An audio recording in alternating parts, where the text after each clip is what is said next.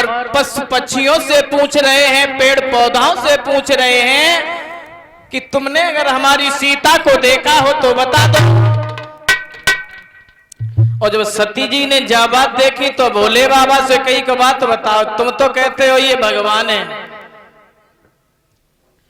और अगर ये भगवान होते तो पेड़ पौधों से क्यों पूछते भाई, पक्षियों से क्यों पूछते। भोले बाबा ने कहा है पार्वती ये भगवान है, अपनी महिमा दर्शा रहे हैं, अपनी लीला दिखा रहे हैं। लेकिन सती जी ने एक भी बात नहीं मानी, हट पकड़ गई, कहने लगी मैं ऐसे मानूंगी नहीं, बिल्कुल नहीं मानूंगी, जब तक मैं इनकी परीक्षा नहीं ले लूंगी तब तक नहीं मानूंगी। भोले बाबा ने बहुत समझाया है कि सती अभी मान जाओ, कुछ नहीं हुआ है, परीक्षा मत लो, हमारी बात पे विश्वास करो। सती जी ने जब एक भी बात नहीं मानी, नहीं मानो है, मान जाओ, देखो वो भगवान है, परीक्षा मत लो। हाँ,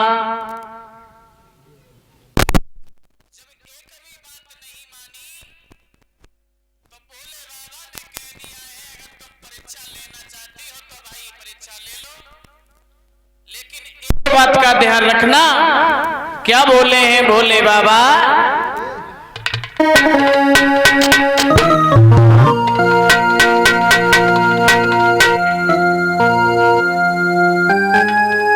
जैसे चाहो वैसे ले लो और उन नाथ की तेरी परीक्षा लो,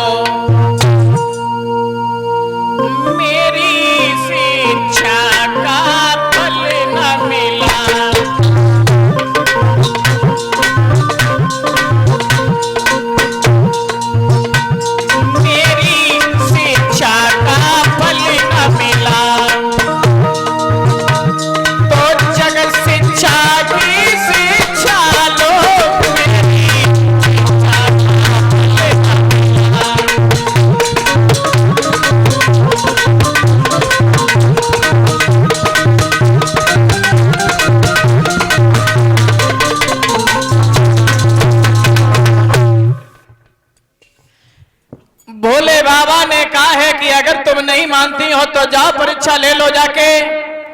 और जैसे ही मैया पार्वती वहां से चली हैं, परीक्षा लेने के लिए तैयार हुई हैं, एकदम से ये विचार किया है कि हमें सीता जैसा वेश धारण करना चाहिए, क्योंकि हमें वो पहचान ना सके, हमें तो परीक्षा लेनी है। जैसे ही सारा श्रृंगार किया है पार्वती ने, मैया सीता जैसी सफेद साड़ी पहनी है, सारा श्रृंगार किया है, सारा वेश धारण मां सीता जैसा किया है, और आगे चली है परीक्षा लेने के लिए। और जब चली है तो लक्ष्मण ने देखा, कहने लगे भैया भैया। प्रभु बोले हाँ, देखो हमें ये लगता है सामने से भाभी आ रही है। भगवान राम ने देखा है, समझ गए हैं, बोले लक्ष्मण ये भाभी नहीं, ये भाभी आ रही है।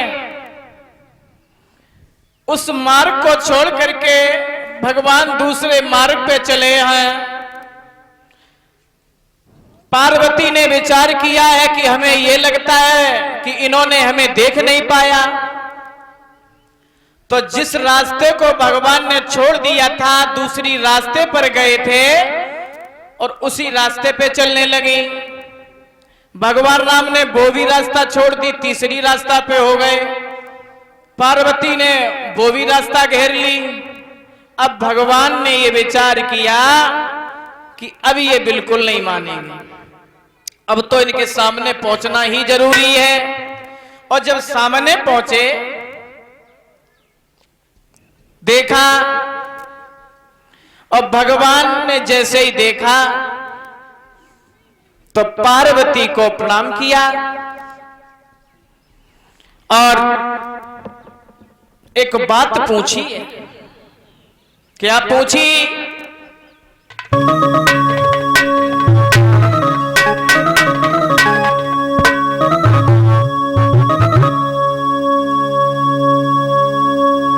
क्या पूछी?